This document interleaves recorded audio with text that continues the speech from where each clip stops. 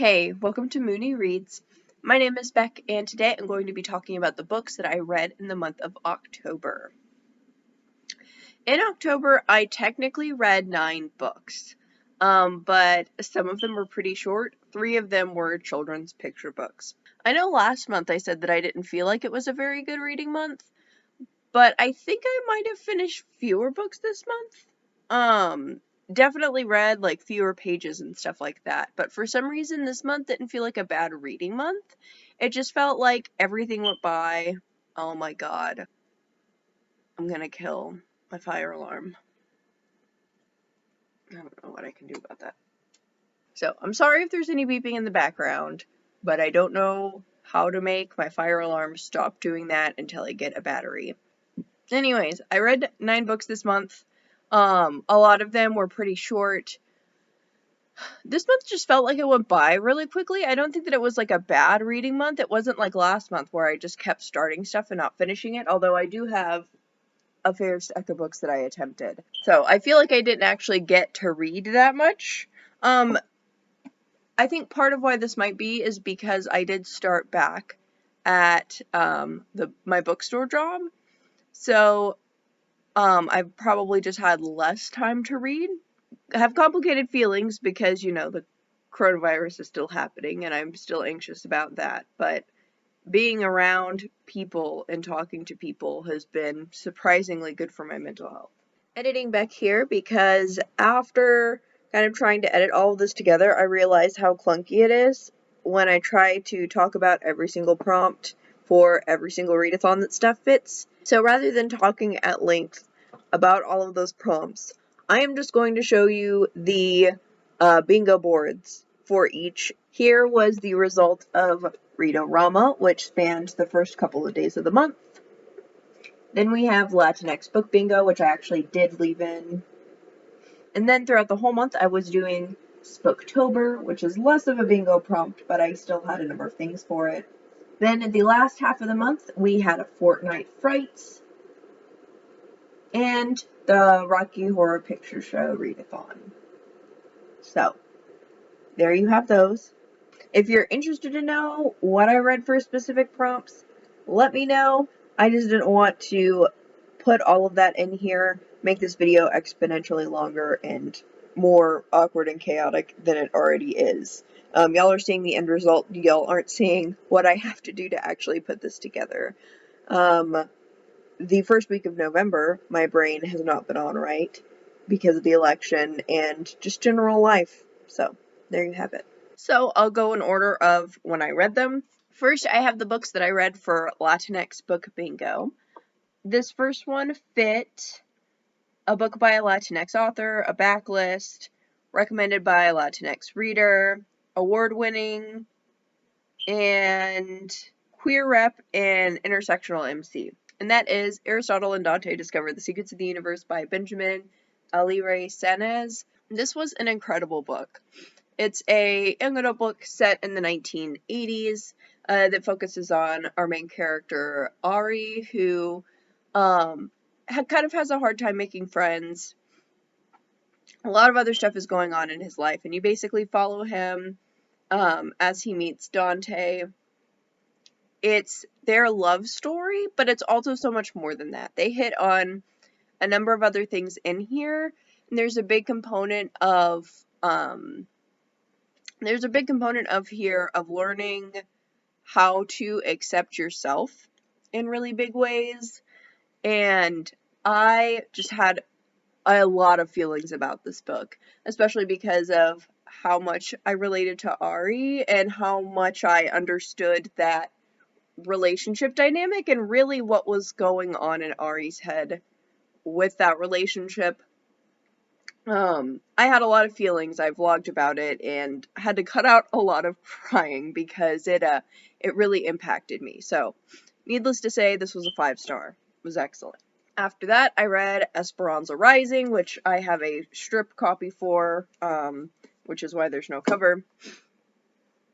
But this fit the prompt of set in or having a main character from a Latin country, a book by a Latinx author. I think this counts for backlist as well. Oh yeah, it was written in 2000, so definitely a backlist title. On-cover rep, I guess, would work because the character is on the cover when the cover actually exists. And then it also fits the prompt for immigrant and intersectional main character. Esperanza Rising is a middle grade book that's set in the 1930s that focuses on our main character Esperanza, who is from Mexico.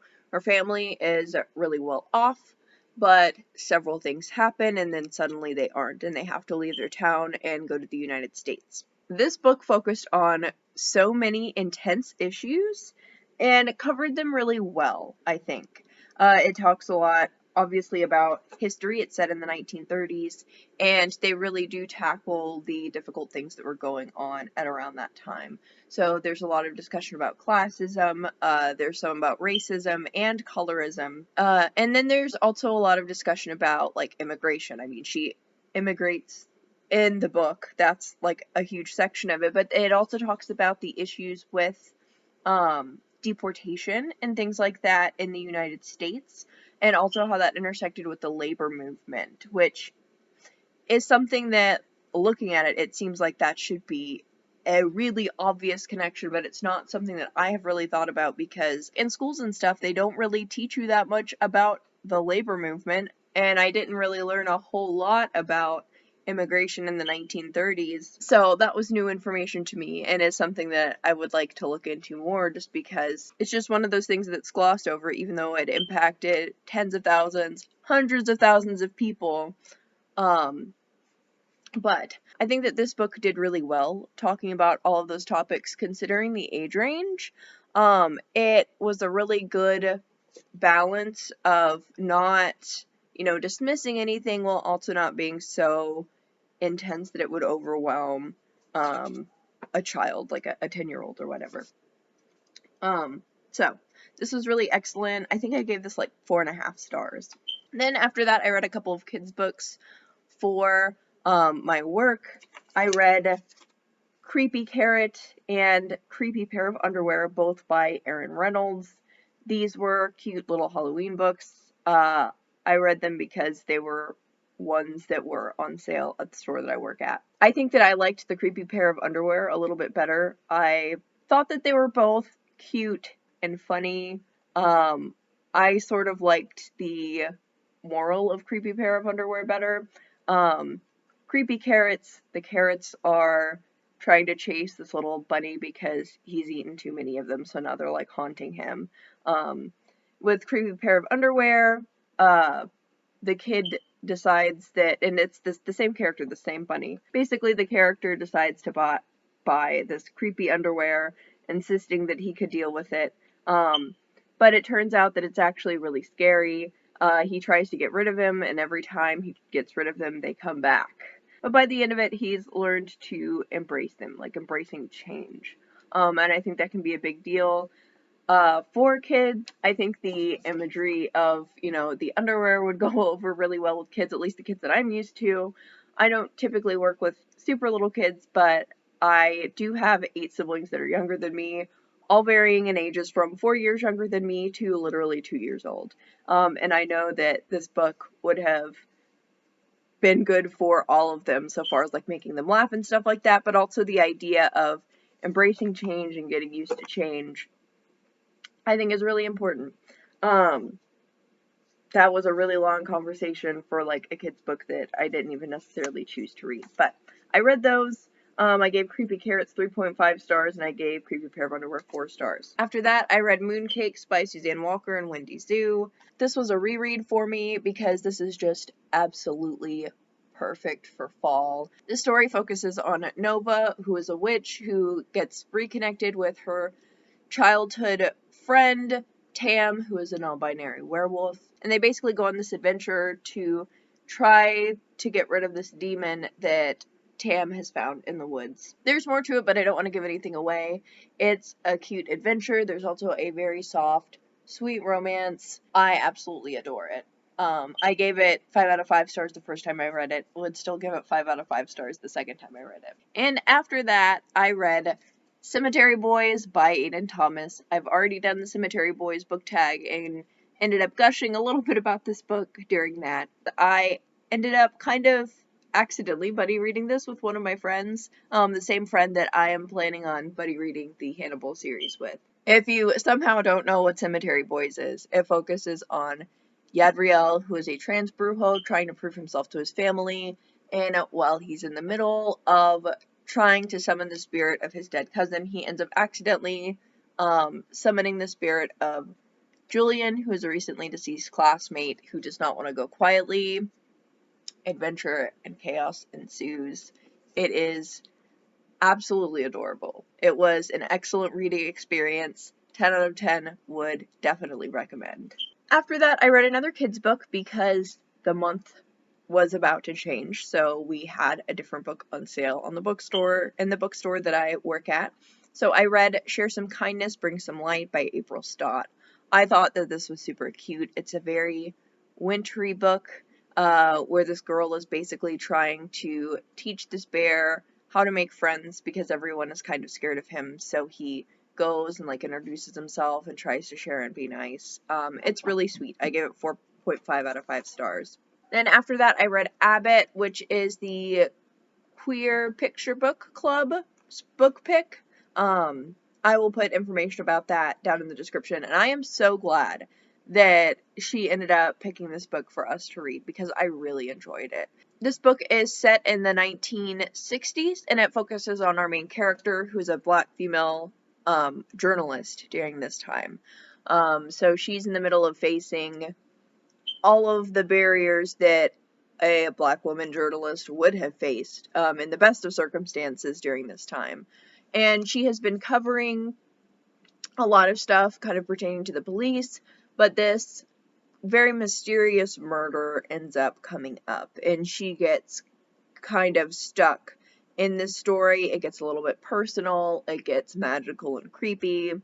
So it's really, really good. I would definitely recommend it. I'm not even like super interested in the whole trope with like a journalist or detective trying to figure out a mystery, but I really, really loved it. I ended up giving it 4.75 out of 5 stars. I am super interested to see where the series is going to go. Then the final book that I read this month is the Rocky Horror Picture Show comic collection.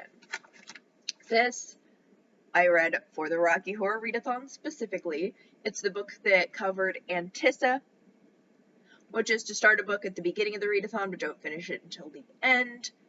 So I did that.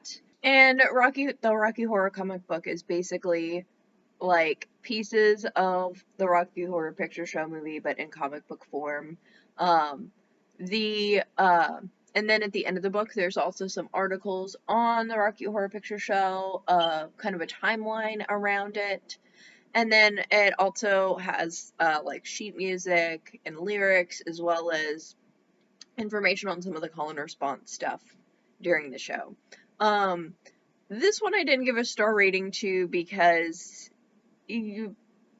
trying to make Rocky Horror make sense in any kind of system just wouldn't work very well. So far as the actual content of the comic, like, I would not tell somebody, like, hey, I've read this really great comic, why don't you read it?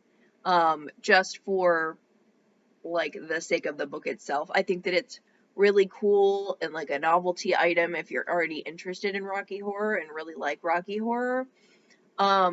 But I would not say that it's a particularly good comic. The additional information that comes with it is interesting. Like, just the call and response stuff and the sheet music by itself would be super cool to have. I borrowed it from Hoopla, so I don't have it. But, like, if it were something that was available for super cheap, or if it was something that I got as a gift, I would really appreciate it, because of the novelty value of the comic as a whole and the stuff that came with it. Now, so far as the Disability Readathon goes, I did not do nearly as much as I wanted to. I did read a couple of books with disability rep. Mooncakes has a character that's hard of hearing. And then in Abbott, it seemed like there was some stuff going on with, like, PTSD, even though that wasn't, like, said by name. It seemed like some of that was going on, but I don't know that either of those are known voices.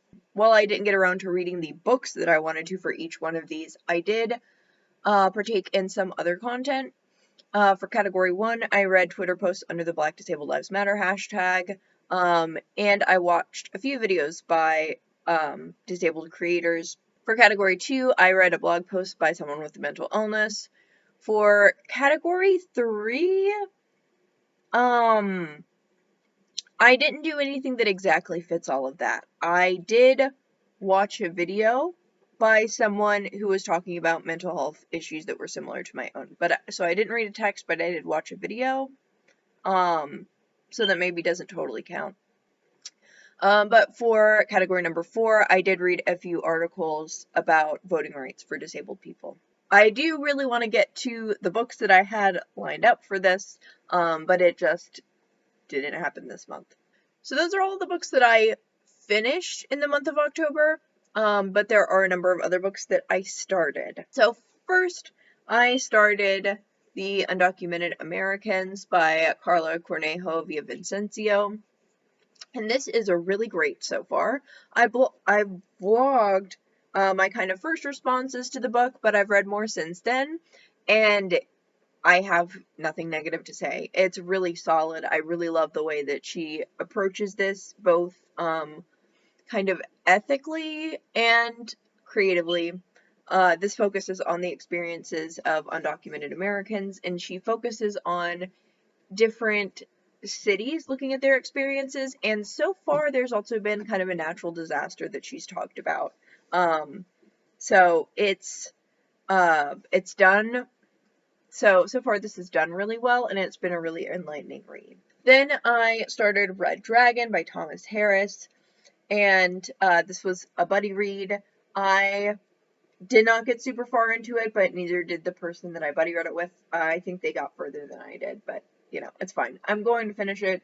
I'm not super impressed with it so far. It is very slow, which usually stuff being slow or really focused on characters doesn't bother me. But even though it doesn't technically take that long to read, I still feel like it takes forever. There's so much about the narration so far that I just don't like. Like, he takes forever to say anything. And there's also some low-key misogyny that I'm not really interested in. But I really do want to finish it because I want to read the Hannibal series, since it's kind of, hey, stop that! She's trying to knock my window decorations off. I see you. She's already broken my blinds, and now she's trying to knock my Halloween decorations off of my window, because I have a window cling. What are you looking at me for? Blinking at me. Okay, anyways. After that, I started Universal Harvester by John Darnielle, and this is kind of, so this is like a horror, but this is another one that's going slow, but it's not going slow in a way that I dislike. It focuses on our main character who works at a video rental store. People have brought in a couple of different movies that they said have some stuff on it that it's not supposed to. And he doesn't necessarily go out of his way to investigate it, but some of the people around him do. And some kind of weird stuff starts to happen. I clearly don't know where all this is going. There's plenty of room for more twists and stuff. But this is actually really character-centered. Like, even though obviously there's this plot going on, but you also get to know a lot about the main character, Jeremy, I think is his name. I'm bad at remembering character names. So you also get to know a little bit more about, like, the main character's life and some of the stuff that he's dealing with that's, kind of interesting. I'm not really sure how it all comes together or anything like that, but I'm liking it so far. I would be further along into it if it weren't for the fact that I'm a baby and I'm scared to read it at night, even though nothing, like, super, super creepy has happened yet, but it's whatever. After that, I started An Absolutely Remarkable Thing by Hank Green. I actually started to read this because I wanted something to read on a 30-minute break at work, and I wasn't feeling anything creepy or nonfiction, so I went with this. I'd actually listened to the first chapter on audiobook before, so that was kind of a refresher, but I'm glad that I kind of went and read it again. I don't have that many thoughts on it so far. I'm only 16 pages in. So yeah. And the final book that I started reading during the month of October is Love Beyond Space and Time, edited by Hope Nicholson. And during October, I read, I think the first, 3 chapters.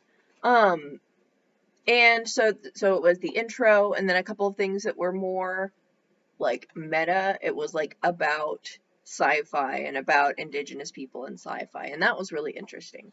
But as of October, I did not actually get into any of the stories. I have since read one of the stories. It is currently the 2nd of November, but I won't talk about that story now since it doesn't go in my October wrap-up since I didn't read it in October.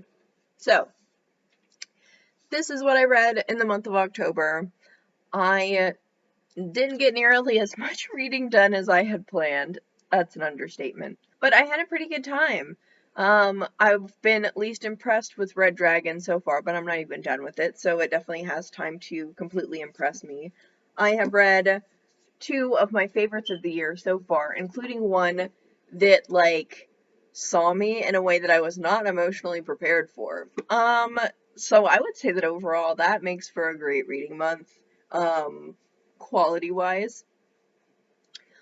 I do hope that I end up reading more in November, but I guess we'll see.